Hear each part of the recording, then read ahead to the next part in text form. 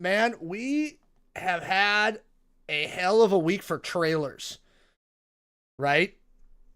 So you finally got down to watching that Dune 3 trailer. So let's start with Dune 3. What did you think of the Dune 3 trailer? That looks sick. I don't know anything past part two. Like I've never read past part two. I've never obviously never watched a movie past part two. So like this is entirely new territory for me. I know you've read a lot of the books or all of the books. Oh, no. But this looks sick. This looks really sick. We have like Desert Samurai or something. Like what? I think we're finally going to get everybody past the point where we stop being like, no, Paul is not the good guy. Like, y'all need to, like, get this through your heads. Paul is a bad person. Like, and I think that the trailer, the line that really sticks out to me is when he's talking to his mom and she's like, how did dad do this? She's like, your father never started a war. Like, I don't know. Yeah. Right? But they're bringing in Anya Taylor-Joy. Obviously, Florence Pugh is going to have a much bigger role in this one. We see Zendaya. Jason Momoa is coming back, and yes, that does make sense in context of the book, right? That, yes, Duncan Idaho dies in part one of the Dune movies. Yes, there's a reason Duncan comes back. But I love Jason Momoa. So, anyway. Next one, and this one we're going to talk about a little bit, is because of the absolutely smashing record that it set. The Spider-Man 4 trailer. Spider-Man Brand New Day. We finally, they waited until we were only 3 months out. But we have a trailer. What did you think of the Spider-Man trailer? I thought it was mid. Really? No. Yeah, again, it looks sick. I'm excited. We got Spider-Man. We got our neighborhood friendly Spider-Man. So our friendly neighborhood Punisher. Yeah, that's pretty dope that the Punisher's in it. I like that little sequence too, where he's like mother, and he's like, psh, and he webs him before he can swear. Yeah, I was like, yes, right. He's like, stop whining. Pff, let me shoot you with a grenade launcher. I really want to do it. I really want to see this movie. I think it looks great. We didn't see Sadie Sink though. Nothing clear. Might have been her from the back, but no Sadie Sink. We did get a glance at Mark Ruffalo. We got Bruce Banner, right? We know Spidey's mutating from the trailer, and there's ninjas, and you can never go wrong with Spider-Man's fighting ninjas, right? I just want to know, did you notice in the trailer when his web shatters the sword when they're in the jail? Yeah, watch that again. He catches the sword with his webs and then shatters the sword with the webs. That's pretty dope. I'm like, what is going on, Spidey? What are you doing? Something that I was curious about with the ninjas in Spider-Man. Do you think it's possible that we could see Elektra in this movie? I think they will save Elektra for something related to Daredevil. Especially, Elektra's already been there with Daredevil, so I doubt it. Anything's possible with the MCU fake death universe, right? But I doubt it. But it looks like this is the hand, and that trailer looks amazing. Now, here's what's interesting. The previous record for 24 hours, number of trailer views in 24 hours after release, was Deadpool and Wolverine. It had 365 million views its first 24 hours when they released their teaser, right? That was the previous record. It had beat the record before that by like 10 million views, right? The Spider-Man trailer got 719 million views in the first 24 hours. It got double almost what Deadpool and Wolverine. That is insane to me, right? Yeah. In-fucking-sane that thing got 719 million views. People are hyped for this Spider-Man movie. But I'll be honest, we've never gotten this deep into Spider-Man. Like even with the Raimi Spider-Man, we got 3 movies, right?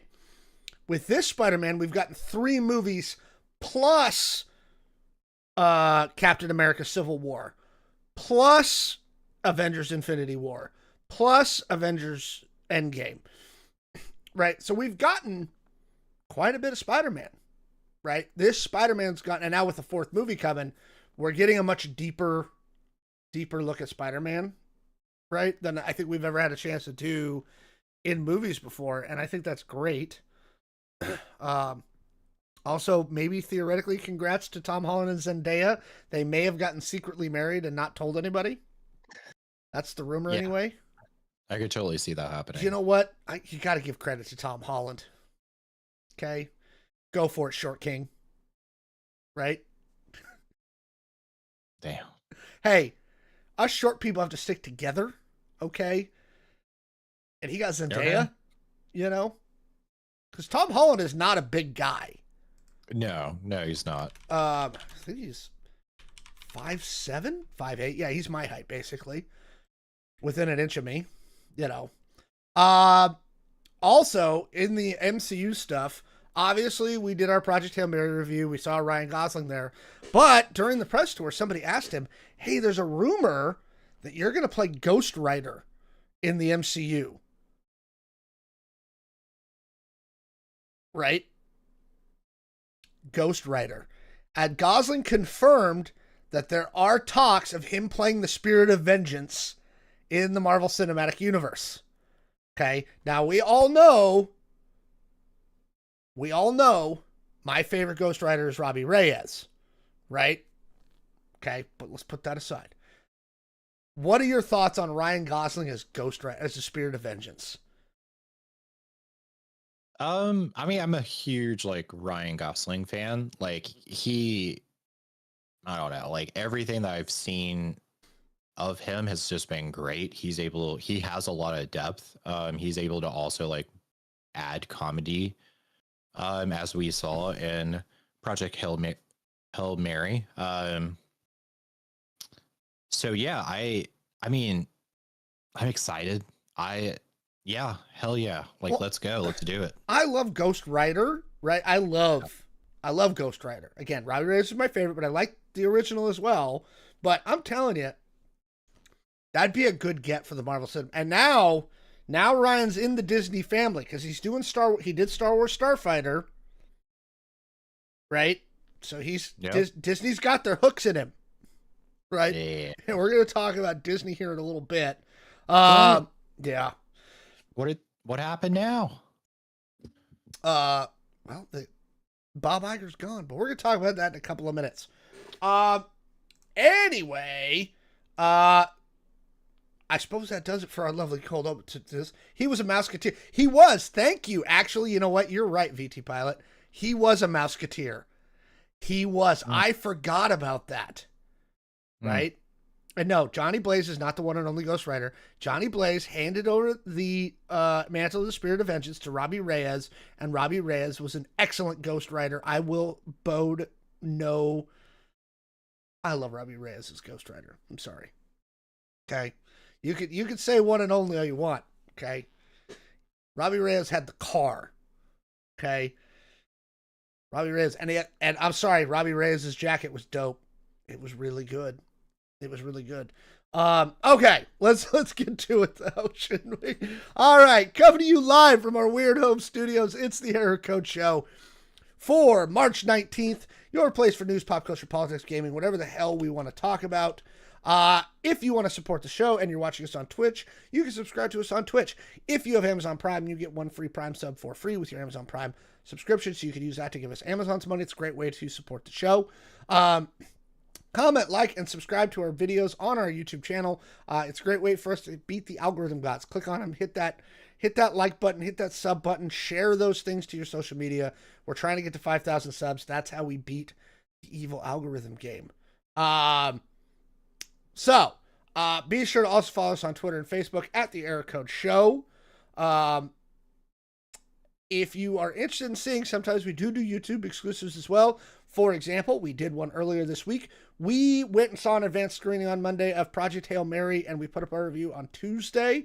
So if you want the spoiler-free review of Project Hail Mary, It is up on our YouTube channel right now, and you can hear what Jay and I had to say about that. Also, later this weekend, I will be uploading and dropping our spoiler version of that, because we did a spoiler talk on that. Well, after you see the movie, if you want to hear some of our other thoughts about some of the more deep details of the film, you can go watch that spoiler talk later this weekend. Again, we want to give people a few days to see it before we drop that on the YouTube channel. Okay, should we get down to it? Let's do it. All right, let's do it. So I'm making a little quick note right here. All right, here we go with the Disney. Yesterday, and I mean literally yesterday, March 18th, Bob Iger walked into Disney's annual shareholder meeting virtually and handed the keys to the Walt Disney Company to a man named Josh D'Amaro. You may not know that name yet, but you're gonna. D'Amaro has been at Disney since 1998. He has spent his entire career in parks and experiences. He's ran Disney's theme parks, cruise lines, resorts, consumer products, all of it. He's the reason your Disney vacation got more expensive and the reason the parks themselves have never looked better. He is, by every measure, a parks guy, which means Disney did the same thing that they did in 2020. The last time Disney promoted their parks chief to run the whole company, it did not go well. So tonight I want to ask the question everybody in Hollywood is thinking about right now. Is this Chapek 2.0, or did Disney actually learn something? Now, before we get to tomorrow, let's spend a minute being fair to Bob Chapek, because I think history's been a smidge unkind to him in ways that aren't entirely deserved. Chapek takes over as Disney CEO in February of 2020. COVID hits in March. Every Disney park on the planet shuts down within weeks of him sitting down in the chair. Disney Parks is Disney's single biggest revenue driver, the thing he was specifically hired to protect and grow, and it goes to zero globally, immediately. And then all of their production shut down initially during COVID. You can't film anything. You can't make anything. You can't do anything. This is not a situation any CEO would have navigated cleanly. You could put the greatest business mind in the history of capitalism in that chair, and the outcome is still not going to be great. So before we talk about everything Chapek did wrong, it is worth acknowledging that the man was handed a lit grenade basically on day one.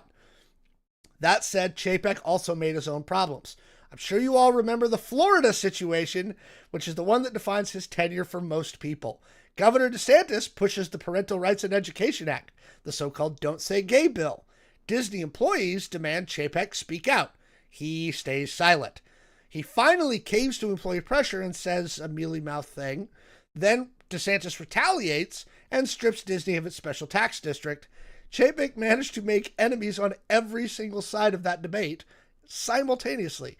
He made his employees mad by staying quiet, angered conservatives by eventually saying something, and got punished by the state of Florida anyway. That is an incredible level of political mismanagement. Here's the thing people don't talk about. Iger never fully let go. He stayed on as executive chairman after handing Chapek CEO. And everyone in the industry knew that Iger was constantly second-guessing everything Chapek did. Also, Chapek added layers and layers of banker management between the creatives and the stuff. He stripped Kevin Feige and a lot of the people that made Disney what they were of their ability to just make content. So when we ask whether D'Amaro is Chapek 2.0, we got to be a little more nuanced about it. Here's the case for optimism, and I want to be clear, there is genuine case for optimism. First, the succession process here was different than when they hired Chapek. This was transparent, deliberate, without any drama. Disney brought in James Gorman to run the search. They announced the timeline publicly. They narrowed it down to candidates. They settled on D'Amaro and told everybody. No surprises, no chaos, no sense that the board was just making stuff up. Second, the creative team looks like it's staying in place. Dana Walden, who runs Disney's content and entertainment, stays as president and chief creative officer. Alan Bergman stays. Jerry Pitaro at ESPN. Historically, Disney loses key executives every time the CEO changes. Katzenberg famously walked out in 94. That hasn't happened this time. Third, and this is the big one, Iger's actually leaving. He's finally retiring at the age of, I think, 75. He's an advisor and a board member, but he's out of it now. This is a different dynamic than what Chapek was handed. And fourth, D'Amaro is inheriting Disney in genuinely decent shape. The streaming division is profitable. Parks are doing well. The studio and Marvel, especially, and it looks like Star Wars, is rebounding. He's not walking into a burning building. He's walking into a company that has its footing and room to grow. All that said, I have concerns, and they're legitimate. A parks guy running a content company is still an issue. Disney's identity, the thing that makes Disney Disney, lives or dies on its creative output. Marvel, Star Wars, animation, Pixar. These are not theme park problems. They require specific understanding of the creative process, of how stories get made, of when to let filmmakers take risks and when to pull them back. Iger understood this instinctively because he came up on the content side. D'Amaro has never seen any of it. Walden running creative is the safety net, and it's a good one, but she reports to D'Amaro. And if he doesn't understand what she's doing or doesn't trust the process the way Iger did, then we might have issues. Here's the thing I keep coming back to. Yesterday, D'Amaro's first day as CEO, Disney launched that stupid Verts thing that we talked about last week. Go check our YouTube channel. This TikTok inside of Disney Plus thing. I don't know how much D'Amaro was involved in that decision, but this is the first product that went out the door on his watch. And it's an indication that Disney is thinking about content strategy under new leadership. It's not encouraging. Josh D'Amaro isn't Bob Chapek. Circumstances are different. The process is different. Everything is different. And there's no COVID. At least fucking we hope not. Right? But the pattern is still the pattern. Disney's promoting the parks guy. Parks are not the soul of Disney. The stories are. The parks aren't anything without the content that makes the parks what they are. There's always going to be questions when they put a parks guy in charge of a content generating company. D'Amaro's going to get the benefit of the doubt for now. Jay, parks guy's taken over. Iger is stepping back. Creative team stays. On paper, this looks better than the Chapek situation. But we come back to the same question. Is a theme park guy going to be able to run Disney and their massive content output and make it worth watching? Are you nervous about Disney's future? Does D'Amaro get a runway before we start the countdown clock to them pulling Iger out of retirement again?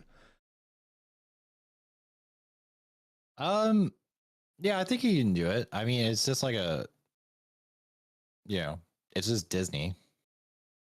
It's not like a global organization that secretly kind of owns like half the world or anything. Like, it's just Disney. Like, this, you don't understand, like, this guy, like, he runs theme parks. Like, there's like literally a city in Florida dedicated to this theme park. Like, they have their own little codes and stuff that they follow, their own little special board. That guy ran all of this. Like, Disney is just like a little like Mickey Mouse little character. I'm a mouse. Like, I don't see any problem with this at all. That being said, yeah, I don't really understand how a theme park guy can actually run like a multi-billion-dollar creative industry, because you are correct. Like, it is two separate things.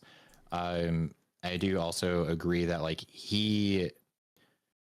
so you don't always have to understand everything that's going on to be an effective leader and manager. Correct. But you do have to have people in the right positions that will like kind of check you, and you do have to listen to those people and lean on those people. So it really kind of comes down to that, if he's able to do that. So I'm not sure. We're going to have to wait and see. I will say, I do agree, this like stupid Disney TikTok thing is like just dumb. I don't like, go watch our YouTube video on it. I don't understand the fucking business decision on that at all. It seems stupid, but go watch that video. Yeah, so I think we're gonna have to wait and see. It could go okay, it could go great, or it could I don't know, maybe like Paramount buys out Disney in 10 years. Who knows? No, that's not happening. I'm not even sure that deal's gonna go through. But so here's my thing. As long as he doesn't put a bunch of bankers in between the creatives, I think he's okay. The word that had come out early in Chapek's tenure was get as much money, as much content on the Disney Plus. It did quality, fuck quality, quantity. Go, go, go, go, go, go, go, go, go. And we saw what the result of that was. Okay? Disney greenlit some shit that they should not have greenlit for Disney Plus.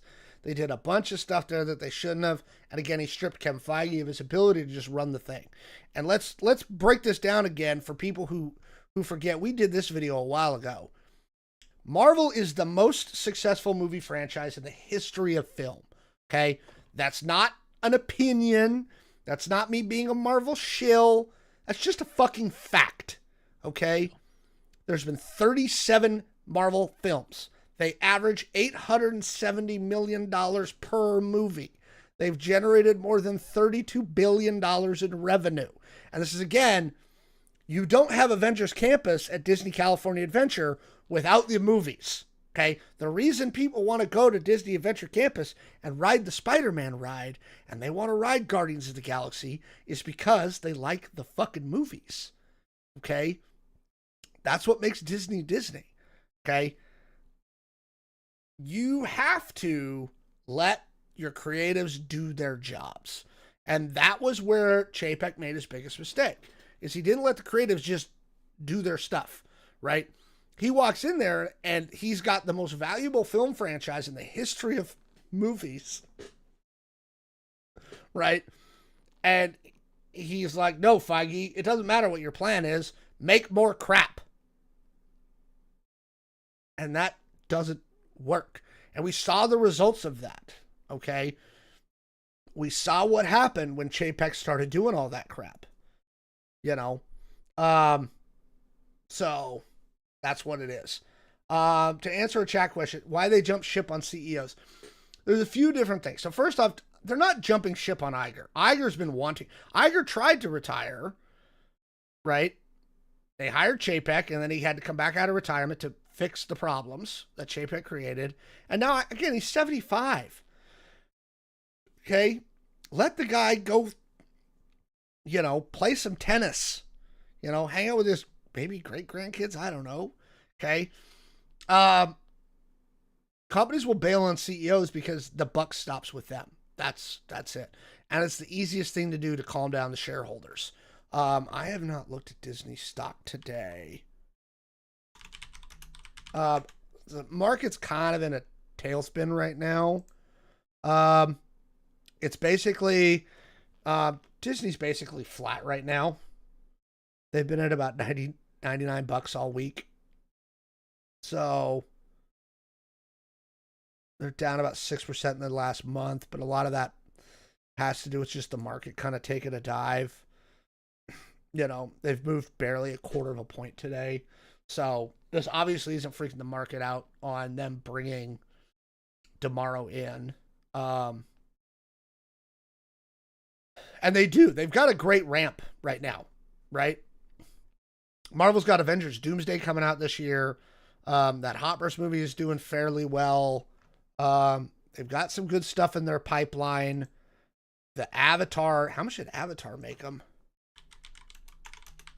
Like $10. Oh, I'm sure. 1.4 billion on Avatar.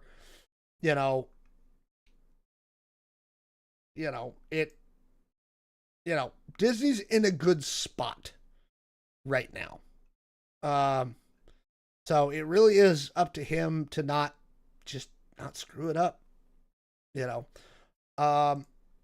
else you want to add on this before we kick it over to the comment section?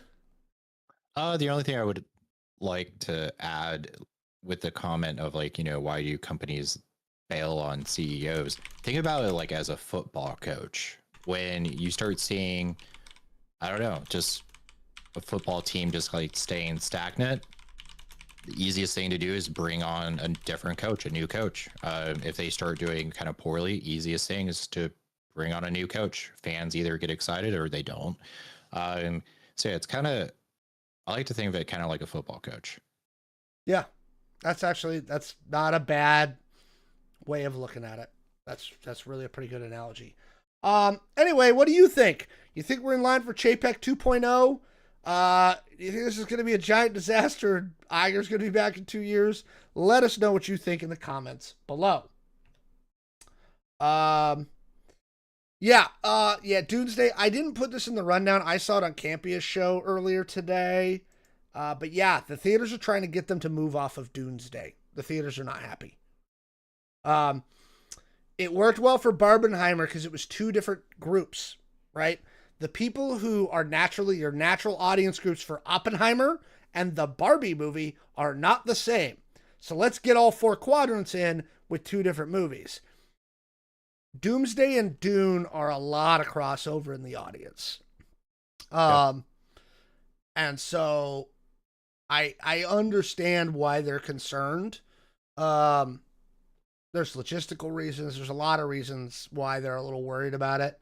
Again, they've put out some reasons. I didn't put it in the rundown just because I thought Campy covered it fine. There was only one thing I think he missed, and that was they were talking about the logistics of it. To me, the biggest logistical challenge for the theaters is you have X amount of staffing right now. You've got to staff up rapidly to cover what you're going to need to cover when your theaters are completely overwhelmed with Dune and Doomsday coming out the same weekend, and then you've got to ramp back down. And you're firing a lot of people again, and I don't like that from a personnel standpoint. Personnel management is hard to do for anybody who's in kind of that entry-level world, whether it's entry-level security guards, fast food, anything like that. Like movie theaters, where again, you're dealing with a lot of young people. It's a lot of like minimum wage or barely above minimum wage. Like it's a stinking challenge. So I don't envy them that idea. So I understand why they kind of want them to move one of them off. It's if any of them are going to move, I agree with Campy, it's going to have to be Doomsday because Dune's locked. It's got the IMAX exclusive the first 3 weeks it's out. Those dates are locked with IMAX.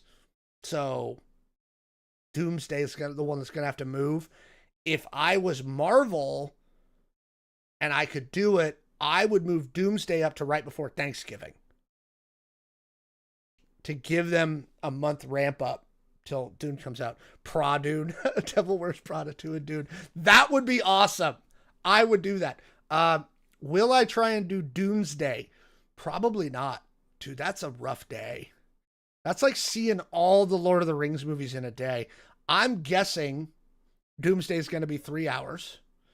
I'm guessing Dune's going to be 3 hours because they took book 1 of Dune and separated it into 2 movies, and he's taking book 2 and going one movie, right, for Dune Messiah. If I could schedule it right, like if I could see, I would want to do Dune first. Actually, that's an interesting question. If we were to try to do Doomsday, Jay, which one would you want to do first? Dune or Doomsday? Where do you want to start your day? I would say probably Dune. And I say that because I feel like, and I want your opinion on this, I feel like Dune is going to demand more of my like thinking, like drawing things together. Where is this going? The backstory, the different houses and everything. And then Doomsday is going to be more just like very, I hate to say basic, but just more like, just watch it, like, so. Yeah. I feel kind of, I think chat put it really, really well. Start with war crimes, end with theoretical hope. Yeah, that's pretty much how I feel about it. But again, much along your line, I think Dune is going to be a lot more of a heavy movie. So what I would love to do if I could pull it off is I would see Dune at like 10:30 in the morning, 11 in the morning. Then I would go have a late lunch, like have real food, not just theater food, right? And then I would go back in the evening to watch Doomsday to end my day. Like that would be my way to do it if we were going to do it. So, but all right, we're past Disney now. Jay has a great topic, and we're gonna go. We don't do a whole lot. We haven't done a whole lot with video games lately, but we're doing a bunch of video game content tonight. So Jay, why don't you take us away? Yeah. All right. So a game made by two people in an apartment outsold Call of Duty this year. No marketing budget, no publisher, $15, and two sweaty people in an apartment sharing the same toilet. And the crazy part, it keeps happening over and over again. And nobody in the gaming industry wants to talk about why. So let's do it. Let's talk about it. Let's talk about the contenders because there's a few here and they all tell the same story. Balarato, one developer. Yeah, they had one developer, $15. That won Game of the Year award and sold millions of copies. Meanwhile, another company spent over 600. Yeah, nobody knows how to pronounce that. It's Ubisoft or Ubisoft, and nobody knows. Ubisoft? I already butchered one name. I didn't want to butcher like two freaking names. That one nobody knows. Nobody knows. Ubisoft. But yes, they spent $600 million. Yeah, $600 million. The Soft Boys spent $600 million on Skull and Bones, 11 years on development. I was actually super psyched about this game, and it bombed so badly the CEO had to come out and publicly apologize. Pal World, right? We all know this one. Yep. The Pokemon with guns. Mm-hmm. Small studio, tiny budget, 25 million players in the first month. That broke Steam records. For comparison, Suicide Squad Killed the Justice League had one of the biggest IPs in entertainment behind it, a massive budget, and was abandoned within months of launch. Stardew Valley, one guy, 4 years, no team, no publisher, no marketing, 30 million copies sold. These are three different games, three different studios, three different toilets, if you will. All of them outperforming or outclassing the biggest releases in the biggest companies in the world. And that is not luck. There's a pattern here. So why is this happening? Well, here's the short version. AAA games are playing it too safe. When you spend $200 million on a game, you cannot take creative risk. Everything gets committee approved, focus grouped until it's technically impressive and completely forgettable. Indies have nothing to lose, so they actually try new things. The price is killing AAA games. $70 to $80 at launch, then DLC, season passes, battle passes on top. And then you look at these games that are charging like $15, you know, that's a simple impulse buy. You don't really have to think about it. Whereas at $80, that's a gamble that a lot of people are just tired of playing. Also, the gatekeepers are gone now. Steam, the Nintendo eShop, Game Pass, they all put a two-person indie game one click away from a $60 million release. The old advantage of distribution is basically dead. Pal World also didn't need a Super Bowl spot. It needed one great Twitch team. Lethal Company went viral on YouTube before most people had ever heard of it. The organic word of mouth is more powerful right now than any sort of marketing budget out there. And the biggest one, gamer trust is completely broken. Cyberpunk 2077's launch, Battlefield 2042, Skull and Bones. Players have been burned too many times at a full price game. Indies feel safe, and that safety is worth more than any sort of hype campaign.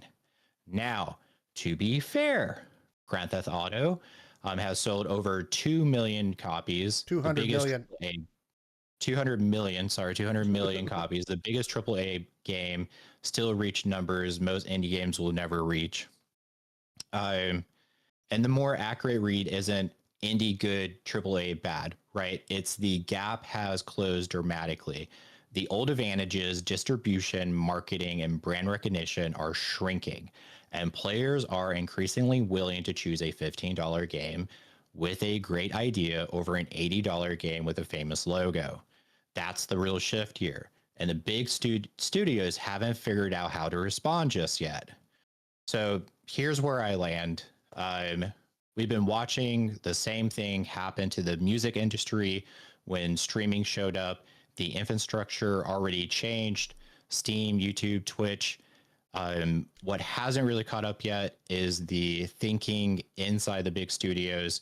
And until it does, we're going to keep seeing 2-person teams with one toilet and embarrass companies with thousands of employees.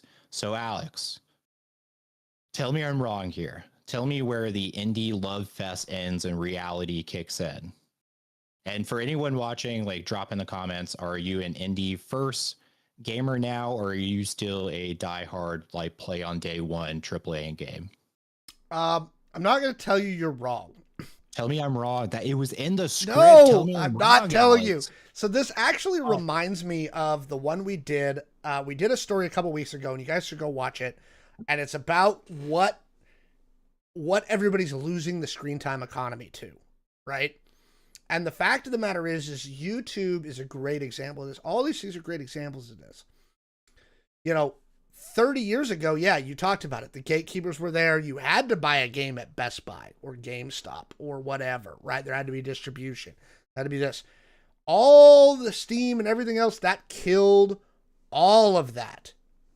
All of that. Because now anybody can go out there. And the thing is now what it's done is where the attention economy was focused really tightly before, right? And again, you can see the same thing with TV. When everybody had the same 20 channels, everybody's watching the same stuff.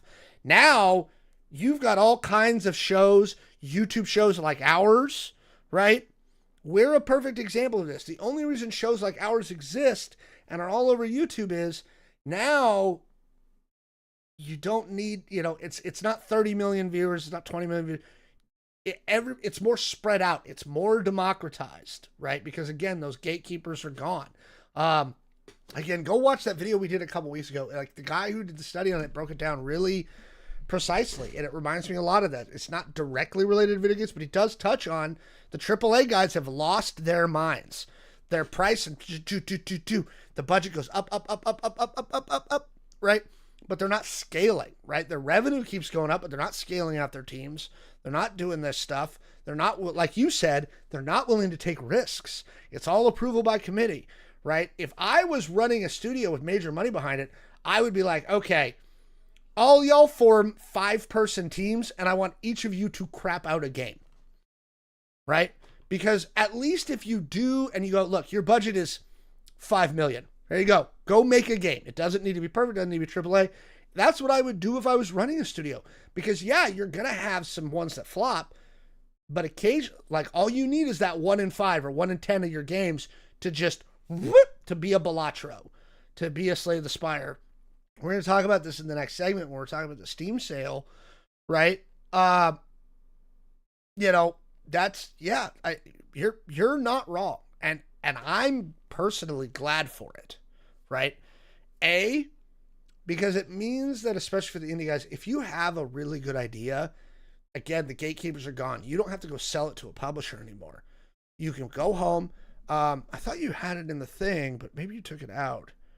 Did I skip it? Maybe Stardew Valley. Stardew Valley is a great... Oh, no, it's in the other thing. Stardew Valley is a great example of this. One guy spent 4 years just making that game. Right? Like, I'll just do this myself. All by myself. Scott Cawthon with Five Nights at Freddy's. I believe he was solo on that project as well, pretty much. You can. If you've got the thing, and like you said, it's gambling, right? Do I want to spend $70 or $15? And I feel less bad if I spend $15 and I don't like it than if I spend 70 and hate it. Yeah. Somebody in the chat's talking about, waiting till it goes on sale. And that's the other thing too is, I'll give you this example for AAA. I have not played Baldur's Gate 3. Haven't played it. Had no interest in it. Didn't care. I've been waiting for it to go on sale. And I was like, oh, I'll buy it when it goes on sale. Baldur's Gate 3 never goes on sale. I don't know what it is with that game. Yeah, Um, because it's amazing. What? no, So you don't even understand my Funko Pop. Like, what? no. Yeah, it's on sale for 44. I want it to drop below 30. When it drops below 30, I'll buy it. It's just maybe now it's 44.99 now. Now it's finally. This is the first time I just looked on Steam. This is the first time I've seen it drop below $50, and it just held no. It's Dungeons and Dragons. It held no interest for me. Oh, I see. Yeah, I guess if you're not a Dungeons and Dragons fan, you would probably know. No, I am not. Right. I love other tabletop RPGs. I am not a modern D&D fan, as we've talked about in the past. No, I said, man, I think you hit the nail on the head. You know, between YouTube, Twitch, TikTok now, I'm seeing more of these games like pop up on TikTok, right? There are so many places that you can self-promote, build your following, send out review codes to streamers, Yeah. And on top of that, I'll even say like there's like the Unreal Engine is free. You can download that. You can start building a game in it. Also there's like thousands of YouTube videos walking you through how to make a basic game. Or you can like literally pay like $13 and do like an online course on how to build a basic game. So like, yeah, making a game now today, if you have like the willpower and you have the time, it's really easy. Maybe that's what I need to get the government to retrain me to do. I'm telling you, be an indie game designer. That would be fun. Oh wait, I've already done that. Oh, but this time, okay, hear me out. Video games this time. Hear me out. But this time you focus on Cyberpunk.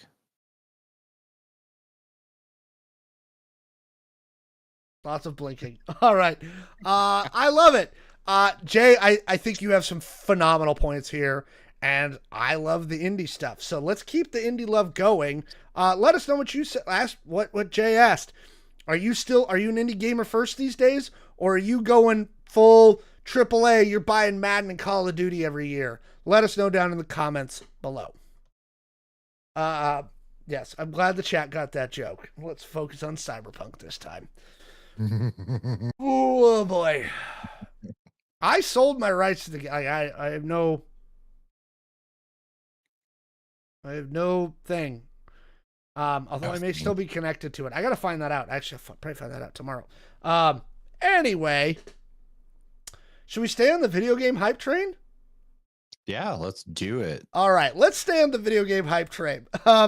It's that time of year again, folks. Hang on, let me pull this thing up because I got to do my notes. Yeah. It's that time of year again. The Steam Spring Sale is live, which means all of our wallets are going to get a lot lighter. Our two-play list is going to get completely out of control, and we're going to buy at least 3 games that we will never, ever play. You have at least one of those in your queue on Steam that you've never played. We've all been there. We're all going to be there again this weekend. But before you start panic buying everything with a discount badge, I want to talk about 2 games that dropped this week, because the contrast is generally one of the perfect illustrations of what you were just talking about in the previous segment, and everything we talk about on this show. One of these games looks absolutely terrible. One of them looks like it was made specifically for our audience, and I mean that literally. So let's start with the bad one. This one was tipped to me by somebody in our Discord server. Thank you, Discord server. Jesus Simulator dropped today on Steam, and I want to be clear. I'm not here to mock anyone's faith. That's not what this is. The actual concept of a narrative game walking through first century Galilee, observing the life of Christ, done well with care and craft, could genuinely be interesting. It's an interesting part of history. It's one of the most dramatic narratives in human history. There's material there. This is not that game. Jesus Simulator is a narrative adventure where you, and I'm reading from Steam, become a witness to sermons, miracles, and encounters that explore love, mercy, faith, forgiveness, and sacrifice, which sounds fine on paper.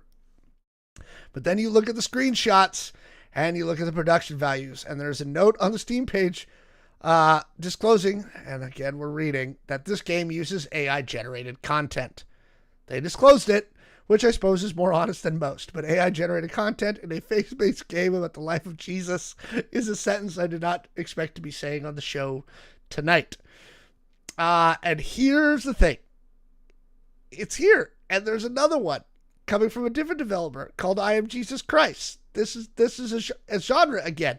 I'm gonna bring this up. Oh, nope, not like that.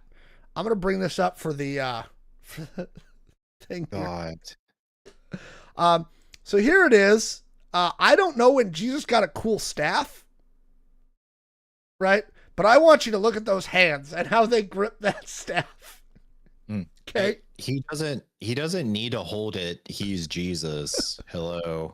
Go to the lake and fill a jug with water. That's awesome right there. This one's great too. Made a chair. I think they meant to say make a chair, but it's made a chair. And I'm gonna mute this and play it. Look at the. Yep, that's amazing right there.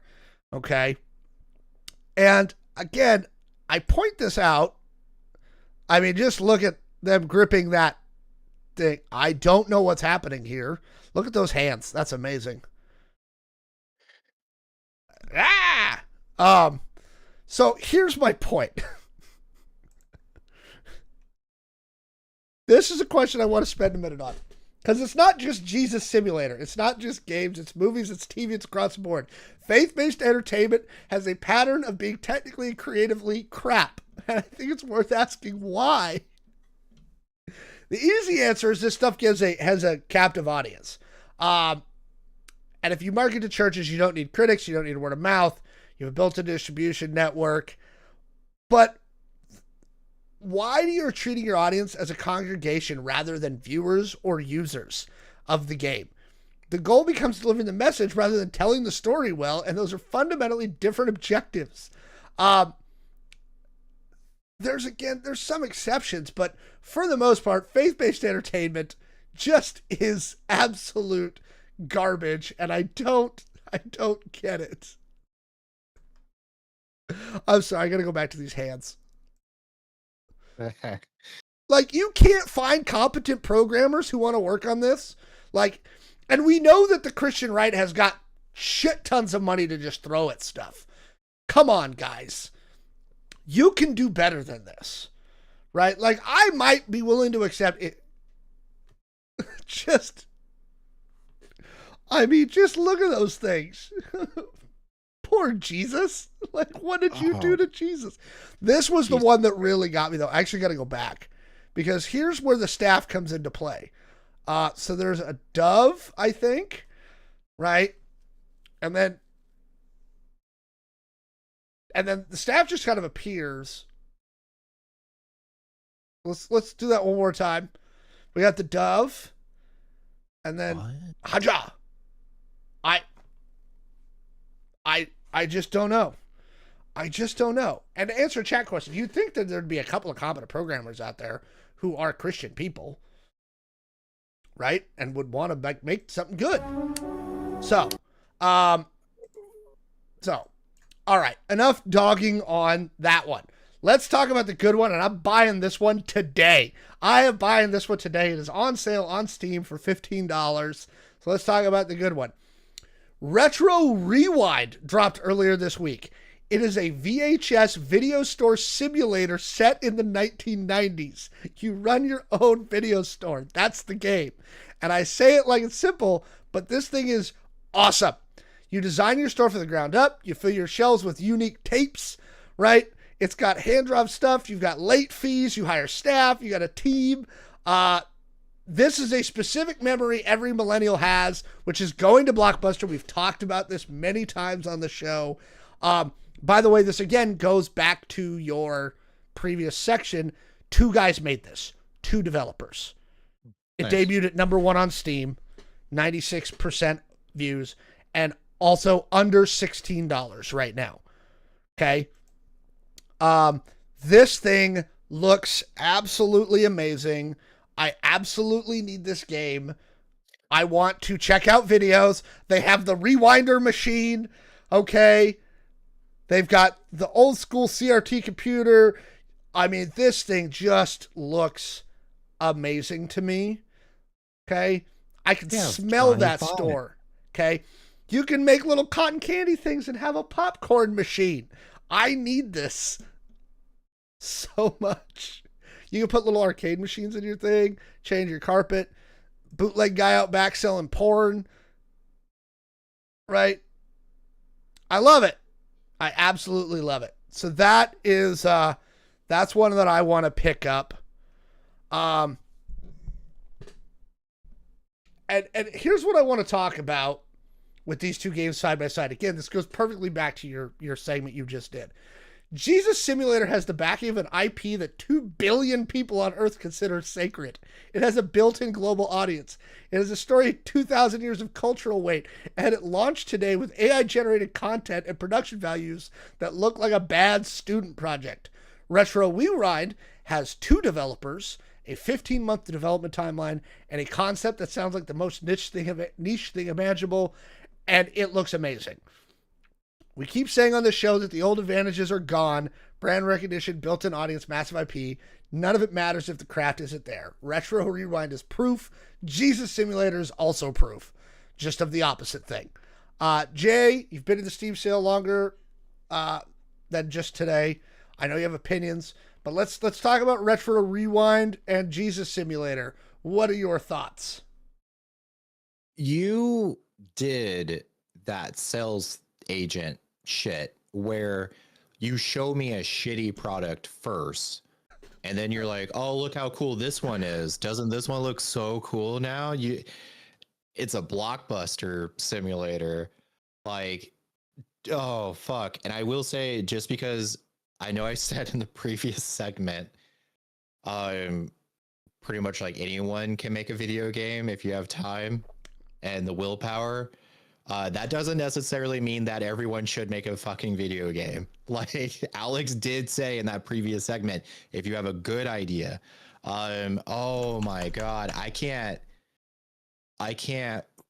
with the Jesus thing. I will say this, someone take a actual, put together a pitch and go pitch it to the Pope, because he would probably give you funding to actually make a cool, legit video game. Or the Rave Project priest. Guilherme. Yeah, dude, we can do something and have him do the soundtrack. Yeah. Right? Yeah, but oh God, the hands.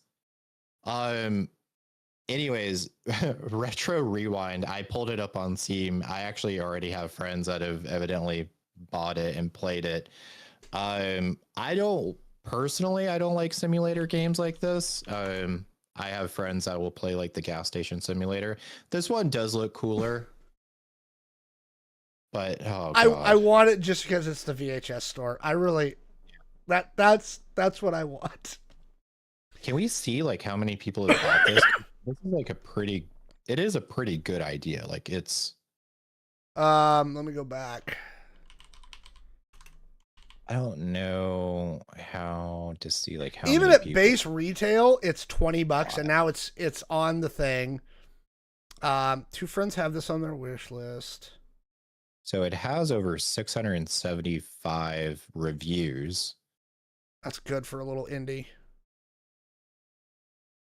And they're positive. So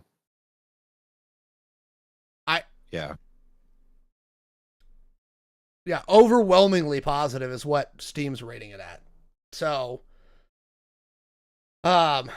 somebody in the chat had a great idea though. Let's mod Jesus Simulator to make it Buddy Christ from Dogma.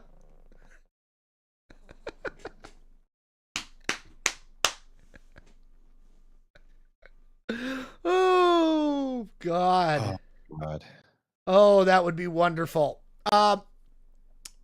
But seriously, this is why I moved this in the rundown the way I moved it, because I thought it button hooked really well off your segment, which is dedicated, solid 2-person, boom, great idea, good execution, because they believe in what they're doing, right? And then you look at, geez, again, Guys, what are you doing? What are you doing? I don't get it. Right? Nope. You know, I understand that you've got a market of like homeschool kids whose parents will only let them play games like Jesus Simulator, but that's not an excuse for what you just put into the world. Okay? And again, I'm not denigrating the idea of making a faith-based video game. It's not a terrible idea, right? But damn. I mean, damn. Okay? Does this count as taking the Lord's name in vain? No, I think the Lord should be offended. That's why I'm saying. Does this count as taking the Lord's name in vain? I think that's more offensive than that. Yeah. Shit. Motherfucker. Yeah. Ooh. And to be fair, like there is like a very recent TV show, I think it's called Jordan, that follows like the events of no, I'm sorry. Oh my God. Is it The Chosen? David. Yeah. And also I've heard great things about The Chosen, and those are, based on the Bible stories. But I've heard like even people who they're not religious or like, this is actually a really good like series. I've heard that. Yeah. And again, that's why now, especially now with that, there's no excuse for putting out crap. Stop denigrating your own religion by putting out just garbage. Okay. Give us something. And you might lead some people. I don't know. Maybe you'll concern some fools. If it's not, don't let people like me, don't give us the ability to make fun of it. Cause I'm gonna, sorry. Maybe this is a meme. Like maybe someone just did it as a joke. Like let's make a horrible game. Maybe. All right. Well, Jesus Simulator, Retro Rewind. Are you going to grab any of these? What are you going to grab from the spring Steam sale? I know my wallet's going to get a smidge later. So let us know down in the comments below. All right. Since we haven't done this yet, we should actually remind the chat, if you guys have anything you want to talk about, something you saw in the news this week, or some piece of entertainment bit or anything like that, go ahead and throw it in the chat anytime right now, and we'll try and get to that at the end of the show. We do like to try and take chat questions and do chat time at the end of the show. So go ahead and throw those in there. Buddy Christ. I really do want to mod it to look like Buddy Christ. Unfortunately, I think Kevin Smith got the rights back to Dogma, so I think we're all going to be able to start watching Dogma again, which is great. I love that movie. Absolutely love that movie. So yeah, I said, if you guys have anything you want to chat about before we get in this, we're moving into our last segment for the evening that we've got planned at least. Here in a couple of minutes. But yeah, thank you. And as I said, don't forget to like, favorite, subscribe. If you watch this on YouTube, hit that little like button a bunch. It really helps us out. But what do you say, Jay? Should we move on to our next and final planned topic for tonight?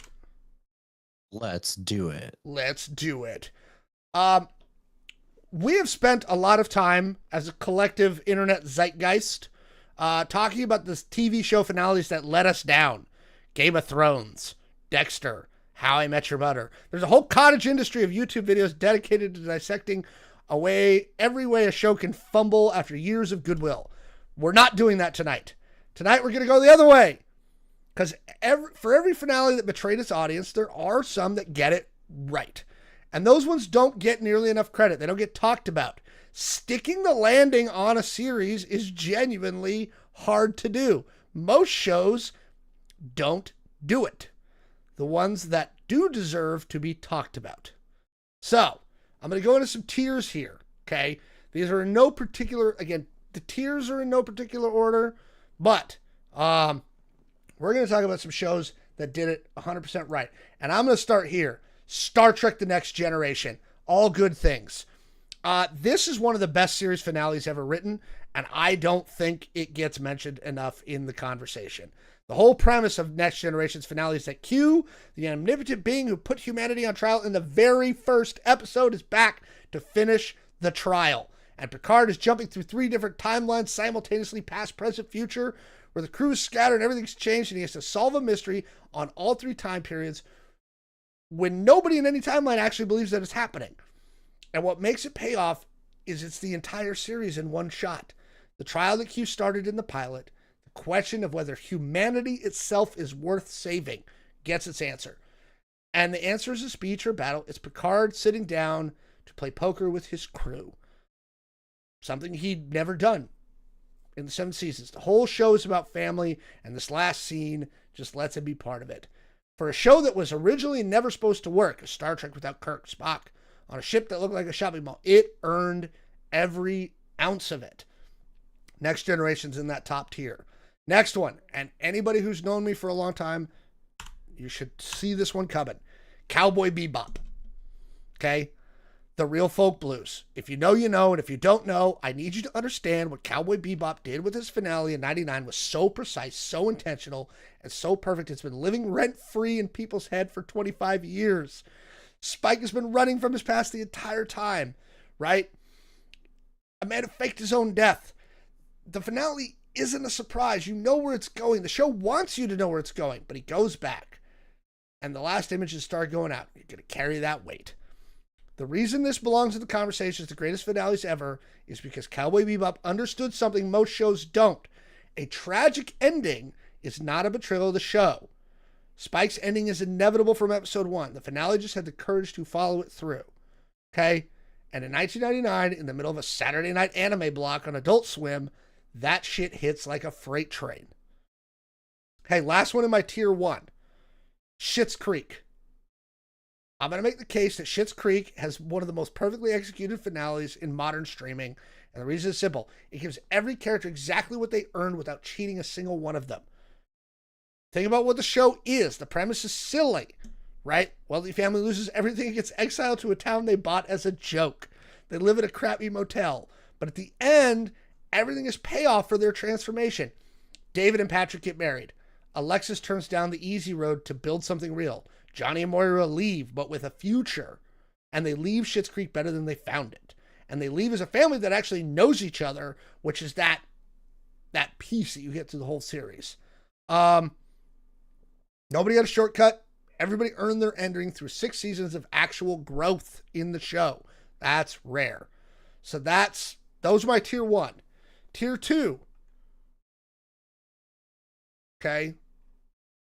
These are my tier 2. Boy Meets World. We're going to some TGIF. Okay? I'm not fully prepared to defend this completely intellectually, and yes, the latter seasons got a little silly. But this show started with kids who watched it in middle school, and it grew with its audience, and its subject matter grew with its audience. And it didn't shy away from domestic violence, right? It dealt with child domestic violence. It dealt with sexual assault. It dealt with power dynamics. And in the end, it goes back to the beginning with Mr. Feeney in the classroom just saying, I love you all, class dismissed. That's it. Okay? And that's it. It's about a person who genuinely cares about these kids and wants to see them make their way in the world. Okay. Next one on the tier 2 list, West Wing. My complicated take on the West Wing finale, and I want to be upfront, is I think it's a good ending. I think it's well executed. Santos winning, Bartlett leaving, the passing of the torch. But I think West Wing was one of those shows that had more to say. The world it was set in, the conversations about having politics and idealism and what public service could look like, there was more runway there. The finale doesn't betray the show. It just closes a door that I wasn't ready to see closed. So it's tier 2, not because it failed, but because it succeeded on smaller terms than the show deserved. I think it needed to keep going. That's a different criticism than most finales get, and I think it's worth making. And then Friends. Friends gets into tier 2, and I'm going to be precise. The finale is not bad. Ross and Rachel are back together. Monica and Chandler are going to the suburb with the twins. Joey stays. Everyone hands in their keys, gets one less coffee, and walks out. The audience gets exactly what it came for. That's the problem. That's why it's not tier 1. Nothing in this finale is surprising. Every beat lands exactly where you knew it was going to go the minute you started watching. It's the television equivalent of a very competent handshake. Pleasant, appropriate, instantly forgettable. Friends just gave you what you wanted as an audience and called it a day. Satisfying in the moment, gone from your memory by the next morning. Jay, those are my tiers, my 6 that handled well. Next Generation, Cowboy Bebop, Schitt's Creek, all those. Do you have any shows?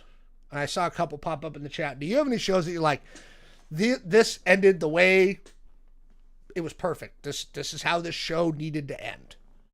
I actually, so I'm Googling this right now. Because it's been a really long time since I watched this show, and I can't honestly. I think it ended well, but hang on. Let me just like verify something real quick because I don't want to say this, and maybe we can like talk through it. Da da da da da. Are you gonna get controversial on me, Jay? I'm not. Okay. So to be fair, I don't fully remember the ending of this movie, but there is a TV show that I really, really liked. And I'm pretty sure it was like the first groundbreaking role, or maybe his first role of Johnny Depp. And that was the 21 Jump Street series. Wow. We're going old school. Super old school. And I remember loving the show. I'm trying to like remember how it ended.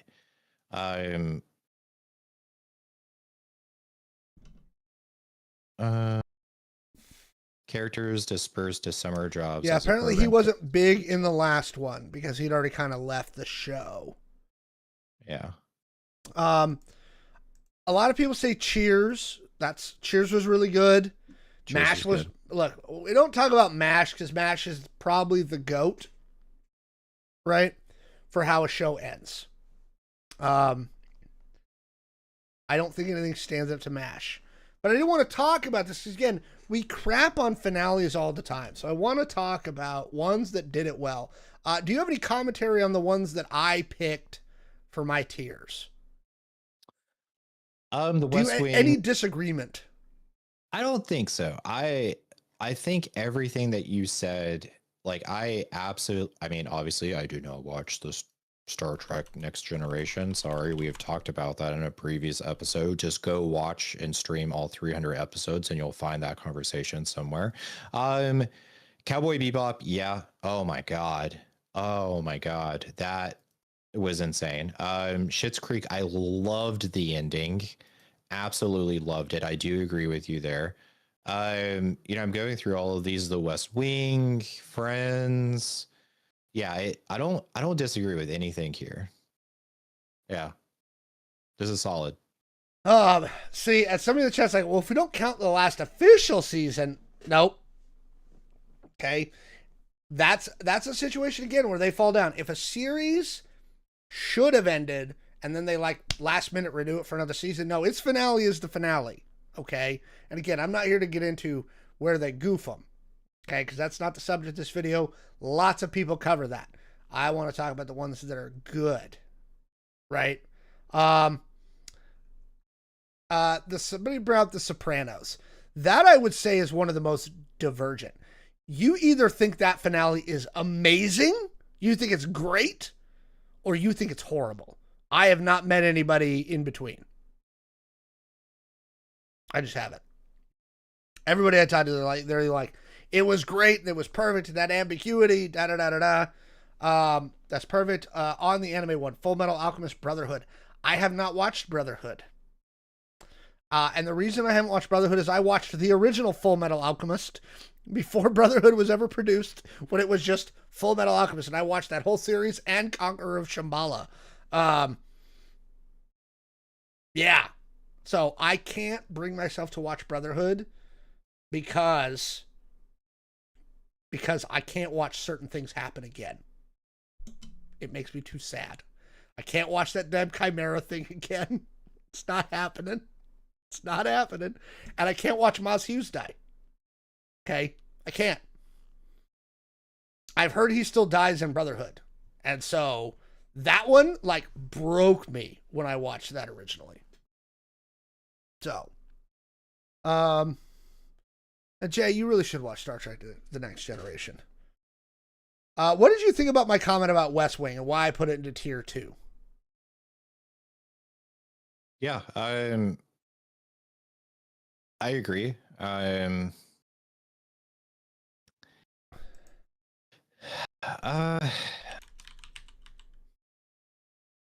Yeah, I don't know. I agree.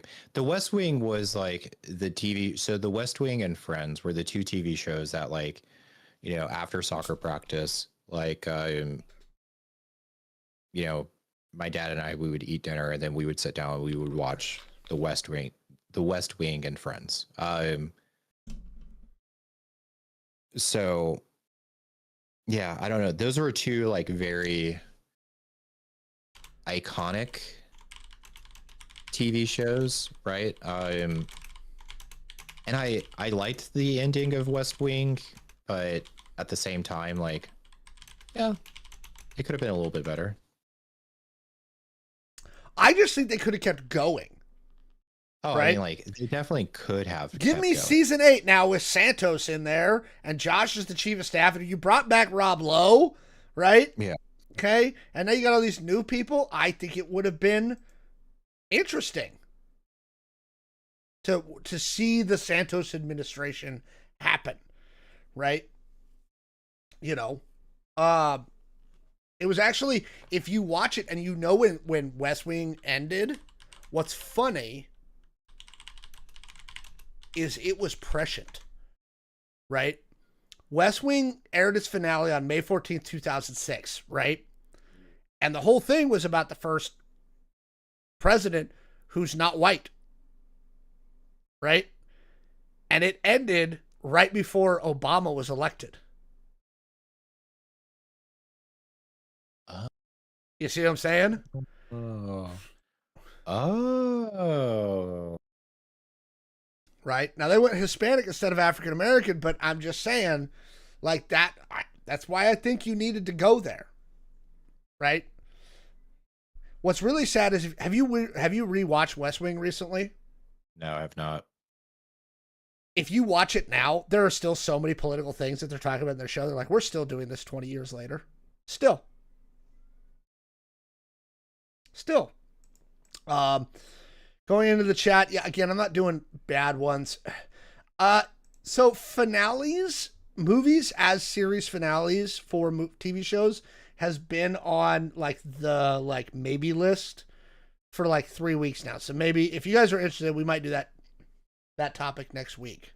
But yeah, I just want to highlight again, good stuff. Do you have any other ones that you want to talk about while we're in this one, or we want to kick it over to the comment section now? I think like kick it over to the comments section. Like, let's see what our.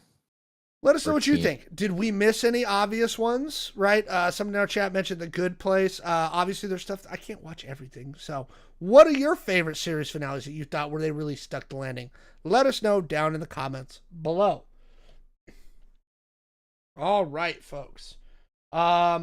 Go ahead and toss those ones in if you have anything you want us to chat about before we sign off for the night. Go ahead and throw those in the chat anytime, and we'll roll into those now. Yeah, we had a good week for entertainment. Some badass trailers. Got to see Project Hail Mary again. Go watch our review of that, guys. Rumor is they're trying to. Lord and Miller, who made Project Hail Mary, are trying to get another one of Andy Weir's novels off the ground now as a movie. Oh, okay. It's actually one of the books that most people don't like of his. It's one of the few that, and even Andy Weir says, he's like, this is the one that nobody likes. The Bible? What? No, his book, it's called Artemis. Oh, there is a fan of our show. They already said it. Artemis. Yep. Yeah. So supposedly, Lord and Miller are trying to get it off the ground right now. So I think if Project Hail Mary, again, Andy Weir did The Martian. If Project Hail Mary is a hit, and we'll have a good idea about that on Monday. Because it officially opened. It opens tomorrow, but Thursday night is the night. Tonight's the night that Project Hail Mary officially opens, is tonight. So I think if Project Hail Mary does well, now the latest projections have it doing between 75 and 80 million its opening weekend. So that's pretty solid. But I think that movie cost them a lot of money to make. Ooh, I would imagine so. Yes.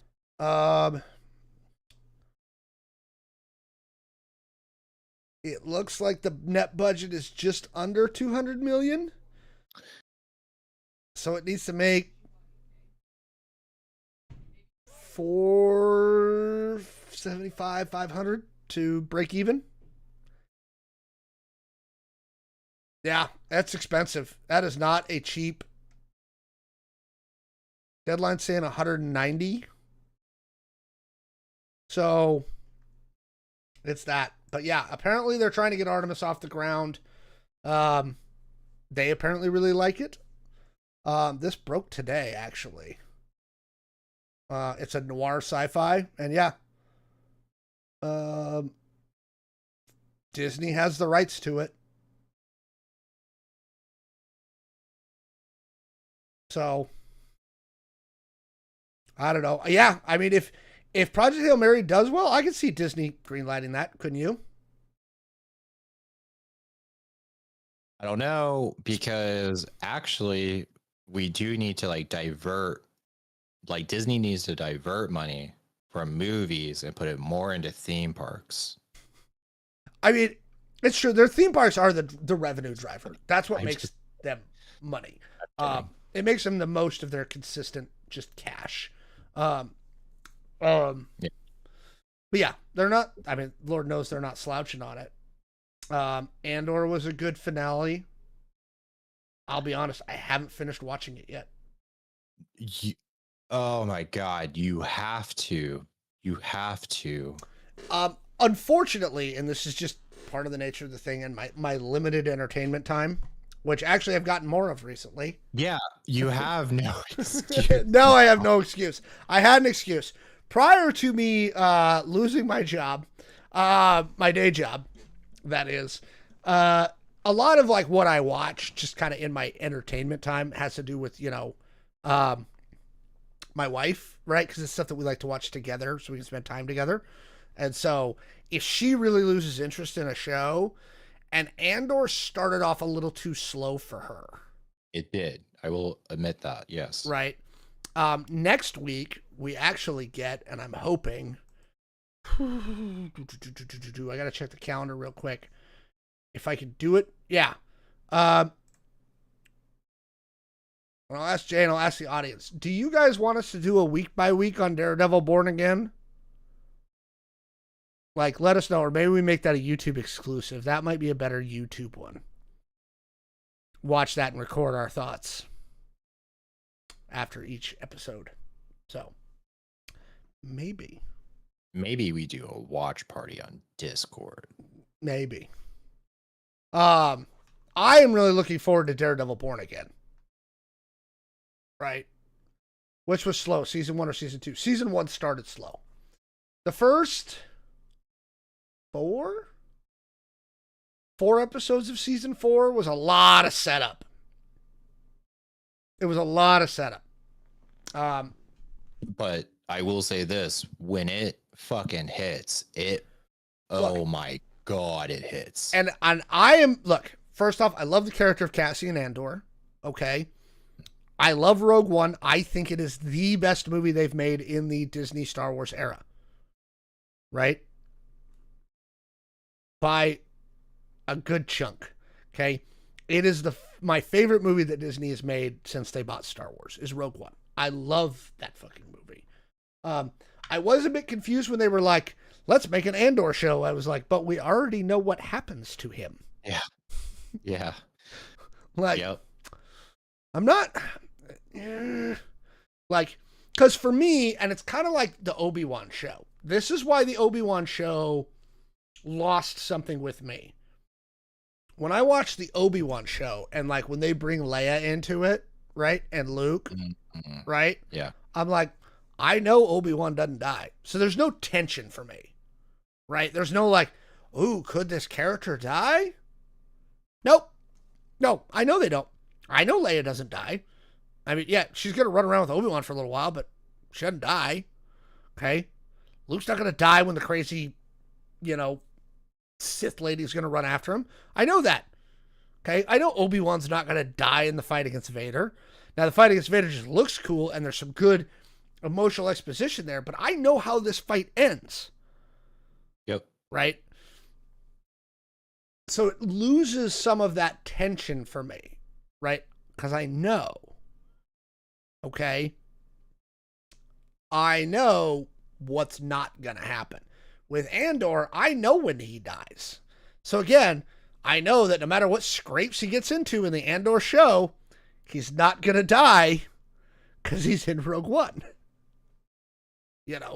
And so they have to create that with other characters that I don't. And again, it's tricky with prequel stuff. This is why I'm looking forward to Star Wars Starfighter, because it's new. It's going forward. Star Wars either has to go forward or they have to go so far back that we have no clue. Right? Give me Origins of the Jedi. Right? I mean, when did Kathy Kennedy, we covered it. When did Kathy Kennedy step down?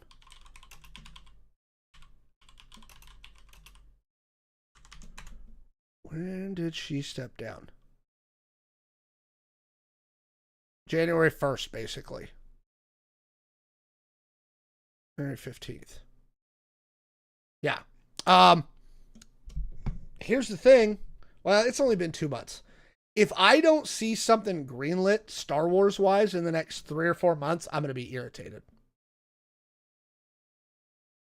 Dave Filoni better do something. Okay? I want to see a movie greenlit in the next by Comic-Con. Yeah. Wouldn't you agree? And the 5 of you also lock yourselves in a room and create an indie game while you're at it. I'm telling you, he could look. He's got the entire House of Mouse behind it. There is no reason he can't greenlight something. No, yeah, I agree. Yeah. I want an announcement because we know Starfighter's coming out next year. Okay. We got Mandalorian and Grogu next month. Right? Which I am cautiously optimistic about. Right? I will go see it. I will review it for this channel. You know what's really nice about going to those advanced screenings, though? We got another gift from AMC. We got a cool pin. Yeah. With Rocky, one of Rocky's catchphrases on it, and it's very cute. Oh, talking about Project Hail Mary, something that we talked about in the video, go check out the video, is how much more in depth, obviously, the book goes into. I do want to say this, because we were talking about, like, low risk gambling earlier in the show. The book, if you like the movie and you have not read the book, like myself, the book is on sale on Amazon right now for like $13. So totally worth it.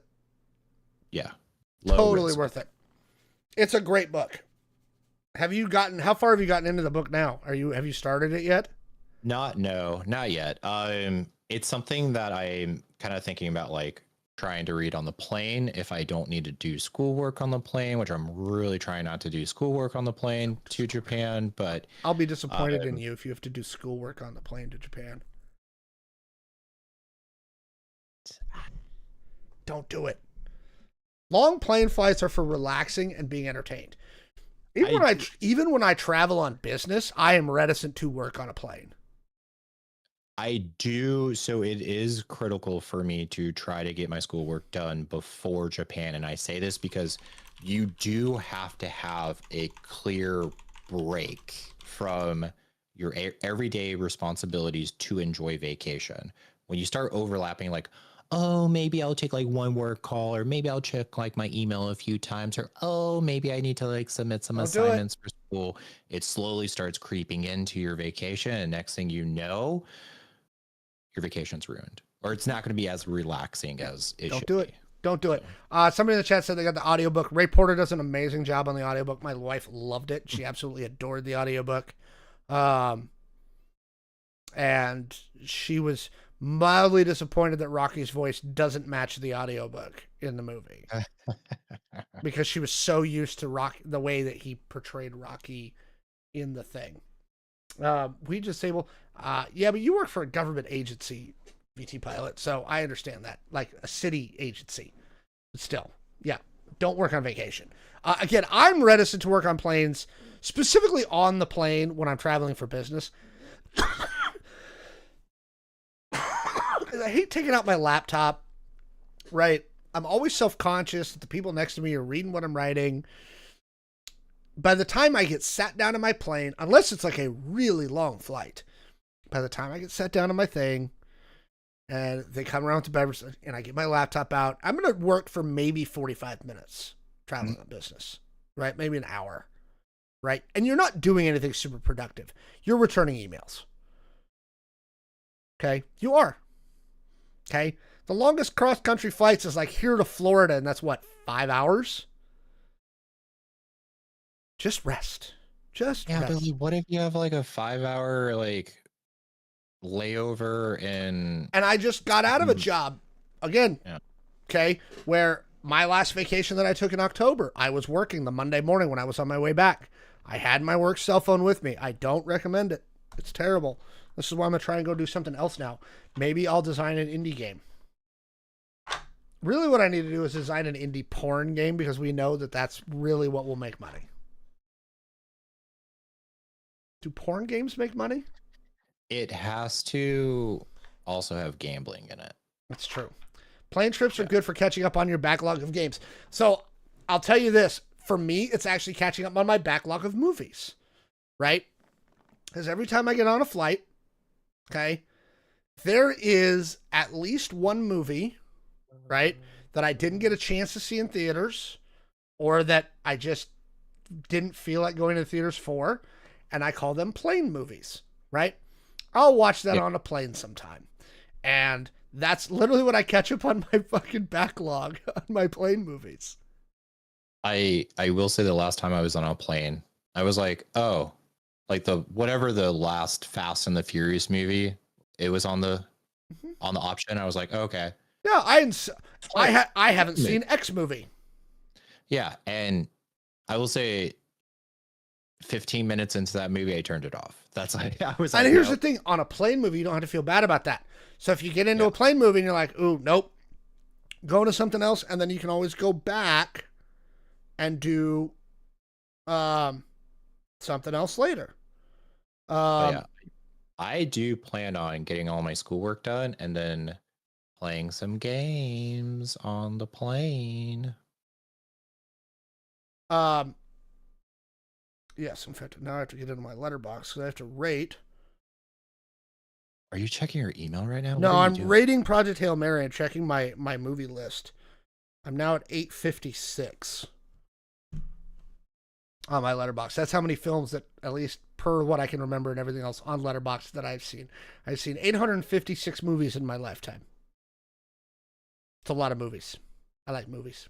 But yeah, if Dave Filoni doesn't, going back to kind of our Dave Filoni, if he does not greenlight something by Comic-Con, I'm going to be pissed. Get me something. And I swear to God, Dave, if it's a fucking cartoon, I'm going to be pissed. Pissed. Do it. I'm sorry. Look. Do it. Star Wars should be more than capable of putting out one movie a year. Full stop. I'm sorry. Do it. One movie a year. It doesn't all need to be in the same timeline. It doesn't all need to be connected. But you should be able to put out one movie a year. Okay? Marvel, at its height, was putting out 2 to 3 bangers. I mean, great movies per year. And you can't manage one a year? Okay? Because right now, when does Star Wars Starfighter release? Honestly, I'm kind of irritated that we have to wait for Starfighter to release. Because they're already done filming. May 28th. So we get Mandalorian and Grogu in April. And then we have to wait another year for Starfighter. And they've announced nothing. So. And this is why Star Wars will never be able to catch Marvel as far as strength of the franchise for films. You just can't. Because I actually have the Star Wars numbers too. Is Starfighter New Republic? It's after Episode 9. It takes place some number of years after Episode 9. It's completely We're going forward in time. The New Republic's been destroyed. So, which I'm actually fine with. They did it in the novels too. They destroyed the New Republic. Star Wars averages more per film because they've got less films. But they've made a third of what Marvel has. Less than a third. So. But we'll see how Mandalorian and Grogu does. I'm going to have another entry to put in my little chart here for box office. Actually, that's an interesting topic we might want to get into when we get closer. Is do we think Mandalorian and Grogu is going to make money? Oh my God. What? Why is that even a conversation? Because it was a Disney Plus show that not everybody has seen. And Star Wars didn't leave us in the film stuff. It has Baby Yoda. I don't know. I haven't liked the marketing for it. Have you? The marketing has been lacking. I will say that. Like, where is my blue milk Starbucks drink? You sons of a bitch. I don't know if you've been on social media anytime in the last, 20 days, but I have been nothing but inundated with Project Hail Mary marketing. Right? Oh, yeah. They have been their marketing campaign for this fucking movie, and they stepped it up this last week, right? All the appearances with Rocky and Ryan Gosling. They did the La La Land thing, right? Yeah. Where they remade the La La Land scene with Ryan Gosling and Rocky, right?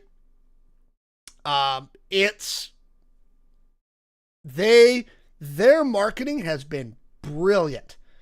And then I'm looking at the marketing for Mandalorian and Grogu, and I'm going, does Disney not believe in this movie?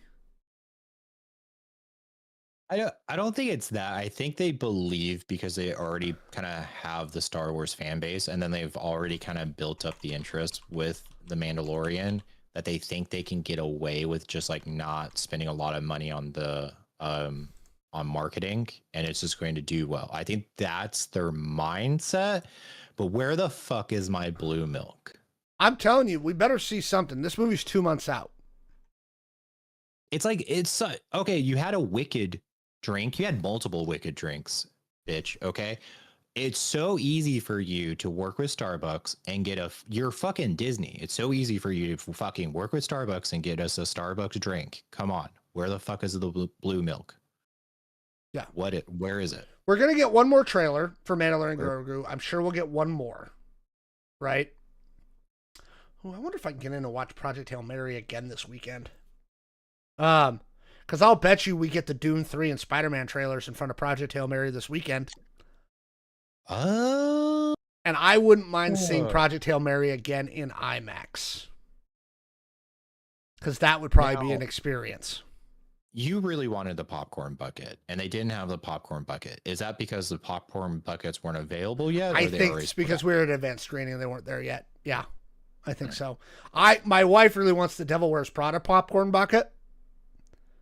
Have you seen it? The purse? It's the Birkin? Yeah. The popcorn Birkin bag? Yep. Chat saying it feels like the D&D movie where they don't know how to market it. I don't know if it's exactly like that, but I can see why you would go there, because that was the problem with the D&D movie. The D&D movie was fucking great. It was a really fun movie, okay?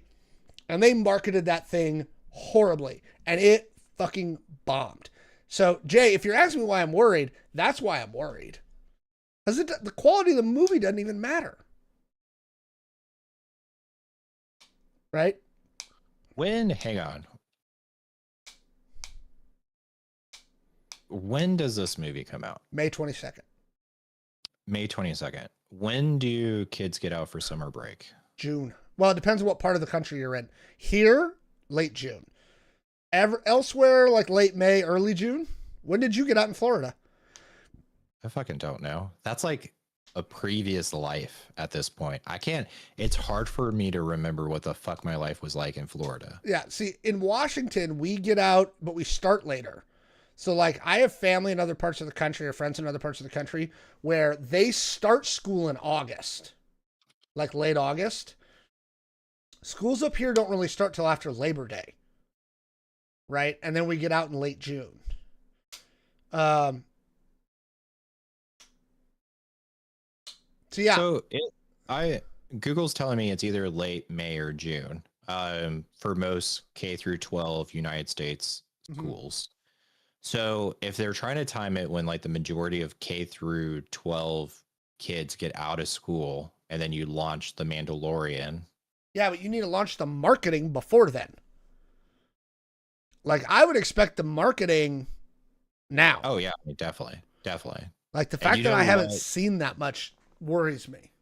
You know what would be like really easy for them to do on the marketing side? Fucking partner with Starbucks and have a blue milk drink. You're going to be on this blue milk drink thing for a while. It just makes sense, but it's small stuff like that. You don't have to spend, it's not just always like ads on social media. It's when you start seeing the shit every single day when you can't escape it, like the Wicked movie. You couldn't escape Wicked. You went to Starbucks. Oh, we have a Wicked drink. You went to Target. Oh, we have a Wicked display. Oh, you go here, fucking Wicked. You're at a fucking intersection in Seattle and there's like a protest going on and people are dressed for whatever reason as the Wicked characters. I don't know. Fucking it's everywhere. It's a blue milk drink, bro. It's super easy. Why is it not happening? Yeah. Again, I know Dave Filoni's only been in charge for a couple of months, but I'm... Yeah, to be fair, it's only been a couple of months. It's only been a couple of months. I got to remind myself, it's only been a couple of months. And give Dave a little more rope. That, I will say, Disney is a giant ship that you can't just turn on a dime like a little, like, tiny fishing boat. Like, it is going to take time for that ship to, like, turn. Yeah. We just hope that you see the fucking iceberg and you avoid it, bro. Yeah. Spider-Man's going to make $2 billion, especially if that trailer's any indication. So. All right, folks. I think that's what we're going to call it for tonight.